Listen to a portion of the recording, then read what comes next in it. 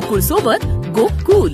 इचलकरंजी शहरातील भोणेमाळ परिसरातील महादेव साळी हे प्रिंटिंग प्रेसमधील स्टेशनरीची डिलिव्हरी देण्यासाठी दुचाकीवरून जात होते. सरस्वती हायस्कूलजवळ पोहोचले असता आशादुल्ला जमादार, रोहित मांडे, श्री लोखंडे, अक्षय घोडगे आणि अक्षय बेळगावे या 5 जणांनी रस्त्यात अडवून शिवीगाळ करत मारहाण केली. खिशातील पैसे जबरदस्तीनं काढून घेतलं. त्यानंतर जिवेश्वर मंदिर मार्गावरून जात असताना आरडाओरडा करत यंत्रमागाच्या 3 वाहनांची तोडफोड केली. यावेळी रवींद्र भांडे, उत्तम प्रकाश वडे, युवराज सातपुते आणि विद्या सुतार या चौघांना ढकलून दिलं.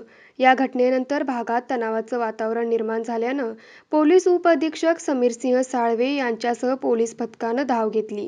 रात्री उशिरा या प्रकरणी महादेव साळी यांच्या फिर्यादीनुसार सार्वजनिक ठिकाणी मारहाण करून दरोडा टाकल्याप्रकरणी 5 जणांच्या विरोधात गुन्हा दाखल झाला आहे. तर यातील चौघांना अटक करून न्यायालयात हजर केले असता न्यायालयाने यांना 5 दिवसाची पोलीस कोठडी सुनावली आहे. अधिक तपास शिवाजीनगर पोलीस करत आहेत. न्यूज मराठी 24 साठी विनोद शिंगे, कुंभोज.